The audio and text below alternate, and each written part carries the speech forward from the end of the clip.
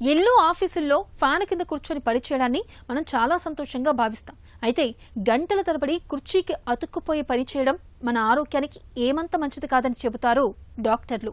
కూర్చొని తింటే కొండలు కరిగిపోయినట్లుగా అదే పనిగా కూర్చొని పనిచేయడం వల్ల మన ఒంటి ఆరోగ్యము హరించుకుపోతుంది. కీళ్ల నొప్పులు, మోకాల నొప్పులు, అధిక బరువు ఇలా చాలా రకాల సమస్యలు చుట్టుముడతాయి.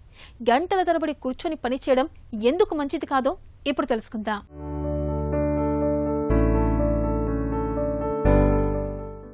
ఆధునిక డిజిటల్ ప్రపంచం మనిషి కదలికల్ని కట్టిపడేస్తోంది.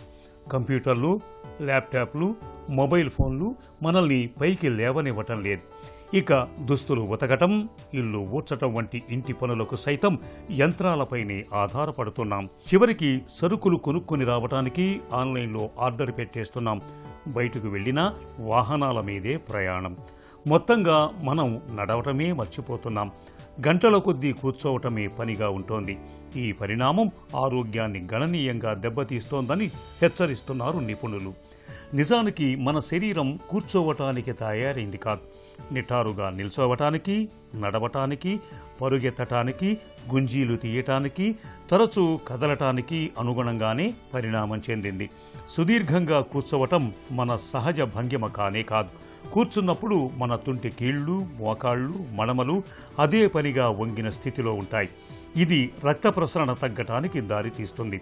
వెన్నెముకకు దన్నుగా నిలిచే వీపు, పిరుదుల కండరాల వంటివి క్రమంగా చడీ చప్పుడు చేయకుండా బలహీనమవుతాయి.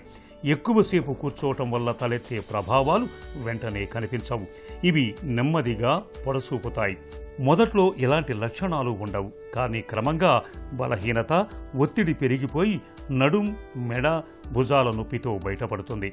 రక్త ప్రసరణ లోపించటం, నాడులు నొక్కుకుపోవటం వల్ల కొందరికి కాళ్ళు, పాదాలు మొద్దుబారొచ్చు, సూదులు పొడుస్తున్నట్లు అనిపించవచ్చు.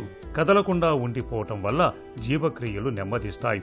బరువు, రక్తపోటు పెరుగుతాయి. మధుమేహం, గుండె జబ్బు వంటి దీర్ఘకాల సమస్యల ముప్పును పెంచుతుంది. కొన్ని రకాల క్యాన్సర్ల బారిన పడే అవకాశము ఉంది. మానసిక ఆరోగ్యం దెబ్బతింటుంది. కాబట్టి మనం కదలటం ముఖ్యం. రోజుకు కనీసం 20 నుంచి 30 నిమిషాల సేపు ఒకంత తీవ్రమైన ఏరోబిక్ వ్యాయామాలు చేయాలి. వేగంగా నడవటం, పరుగెత్తటం, సైకిల్ తొక్కటం, ఈత కొట్టటం, డ్యాన్స్ వంటివి ఏవైనా చేయవచ్చు. ఆఫీసులో అటూ ఇటూ కాసేపు నడవాలి.